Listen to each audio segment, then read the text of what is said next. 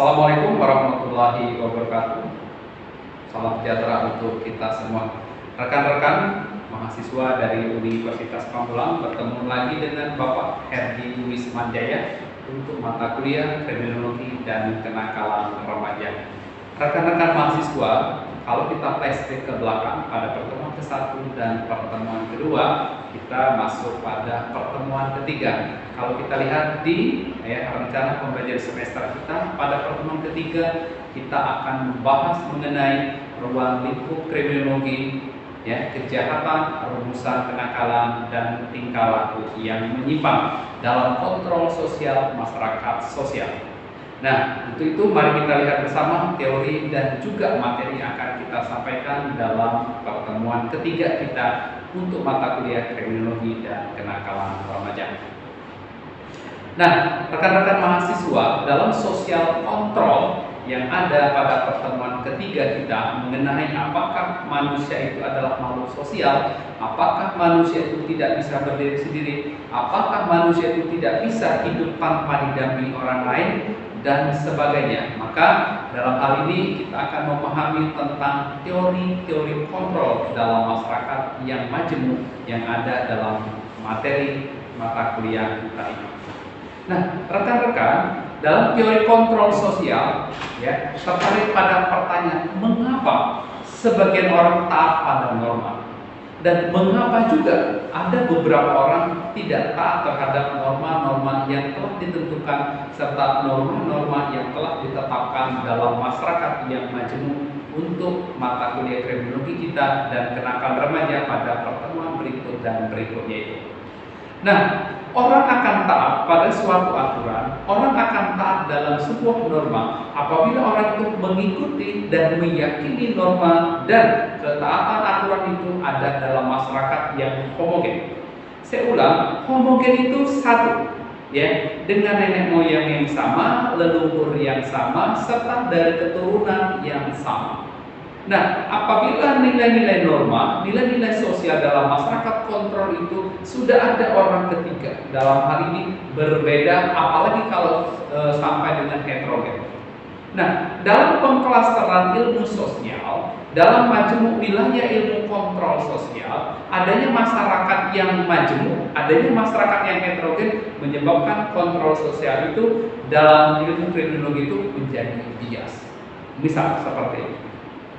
Nah, ada beberapa orang yang meyakini bahwa perkumpulan, majemuk, paguyuban masyarakat atau ada lingkungan atau ikatan apapun itu dalam suatu wilayah menjadi hal wajar.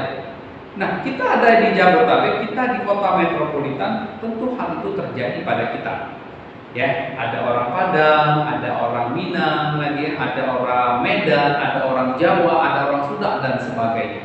Pada saat orang-orang berbeda agama, berbeda suku, berbeda ras dalam satu tempat, maka kejahatan, kriminologi, dan kontrol sosial itu perlu dijaga. Mengapa demikian? Ketidaksamaan antara nenek moyang, ketidaksamaan antara historis, ketidaksamaan antara budaya, ini salah satu yang pada pertemuan pertama menyebabkan kriminologi tinggi untuk terjadi dalam masyarakat yang majemuk tadi. Nah, coba kita bayangkan pada poin ketiga. Karena mereka mengikuti hukum sebagai respon. Nah, di sini dapat dikatakan dalam artian respon tadi ada majemuk, ada juga yang berbeda, maka hanya hukum itu yang dapat menyatukan. Kenapa? Karena perbedaan antara sosial, perbedaan antara kedudukan dalam masyarakat menyebabkan tidak mungkin mengikuti hukum-hukum yang tidak tertulis. Dalam hal ini adalah hukum adat yang berlaku di masyarakat tertentu atau masyarakat yang homogen. Nah, rekan-rekan mahasiswa, kepastian hukum positif yang ada, maka kepastian itu dapat dijalankan bila mana masyarakat mengikuti aturan yang tertulis dalam hukum positif di Indonesia. Maka kalau kita lihat di sana respon pada masyarakat, respon masyarakat majemuk, respon juga perbedaan alat kontrol sosial dalam pertemuan ketiga ini terjadi bila mana masyarakat mentaati hukum yang berlaku di Indonesia. Dan yang keempat, Kriminal ketika kekuatan-kekuatan mengontrol tersebut lemah atau hilang. Nah, di sini rekan-rekan mahasiswa kita dapat melihat mengapa dikatakan kekuatan-kekuatan. Mengapa di sini dikatakan kriminal itu dapat terjadi? Mengapa dikatakan pengontrolan dalam masyarakat itu bisa hilang? Nah, di sini yang dapat menjadi bahan pembelajaran kita semua bahwa pada saat pertemuan masyarakat, pada saat juga masyarakat yang majemuk berkumpul, bila mana kekuatan-kekuatan hukum positif, bila mana kekuatan-kekuatan kepastian hukum itu menjadi bias, maka menjadi lemah. Nah, pada saat lemah, pada saat hukum itu tidak mengakomodir seluruh masyarakat, maka kekuatannya akan berkurang. Dalam hal ini lemah dan bisa juga menjadi hilang. Rekan-rekan mahasiswa, teori kontrol sosial memfokuskan diri pada teknik dan strategi. Maka tadi di pertemuan ada rumusan. Nah, teori dan strategi teknik yang ada di dalam ilmu teori kontrol dalam mata kuliah kriminologi itu ya, yang mengatur tentang tingkah laku. Siapa tingkah laku kita? Siapa tingkah laku Anda dan tingkah laku masyarakat yang ada di sekitar kita? Nah, saya, Anda, dan masyarakat yang ada tadi termasuk dalam kategori pertemuan kita kedua, yaitu makhluk sosial. Maka dibutuhkan sinkronisasi antara saya, Anda, dan masyarakat itu tadi. Nah, kekuatan-kekuatan hukum yang pasti yang di dalam masyarakat itu tadi menyebabkan satu aturan yang harus kita taati, yang harus kita patuhi, mau tidak mau, suka tidak suka, Pak Herdi dan Anda serta masyarakat memahami bahwa harus ada ketaatan dalam hukum-hukum. Kenapa? Hukum itu ada yang tertulis, ada yang tidak tertulis. Bila mana hukum positif merupakan tertulis dalam undang-undang dan aturan, maka kita harus memahami itu. Tapi pada saat kita, Anda, dan masyarakat itu berada dalam satu masyarakat hukum adat, maka suka tidak suka kita harus mengikuti aturan dan tata tertib dalam masyarakat yang homogen. Nah, rekan-rekan, konsep kontrol sosial lahir pada perayaan abad 20, ya. Yaitu dalam buku E.A. Ross American Sociologist, yaitu menurutnya sistem keyakinanlah dibanding hukum-hukum tertentu. Nah, di sini keyakinan kita. Apakah keyakinan kita, apakah kemauan kita, apakah aturan hukum kita yang meyakini bahwa hukum dalam kontrol sosial itu dapat terbentuk oleh kita atau oleh masyarakat yang ada. Maka mengontrol itu, maka Bapak katakan 3 kali mengontrol sulit. Kenapa? Bersifatnya sangat luas dan universal. Tidak mudah. Dalam keluarga kecil, seorang kepala rumah tangga mengontrol, ya, mengontrol ibu, mengontrol anak dan sebagainya. Dalam keluarga kecil kita mengontrol juga, apapun kita kontrol, ya. Baik kontrol itu yang kita lakukan dalam apakah pengeluaran, apakah tata tertib, atau aturan yang tidak tertulis dalam rumah tangga.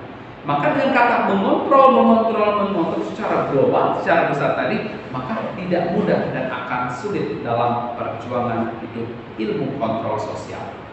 Rekan-rekan, kontrol sosial telah dikonseptualisasi sebagai all-encompassing, respecting, facilitating, and implementing legal, community, and norm. Jadi norma yang ada dalam norma-norma kontrol sosial tadi terjadi dalam masyarakat yang majemuk. Tidak mungkin bisa dikontrol semuanya oleh masyarakat yang luas. Tidak mungkin dalam hukum yang jelas, hukum yang positif, seluruh bisa dikontrol oleh orang tertentu atau oleh masyarakat tertentu.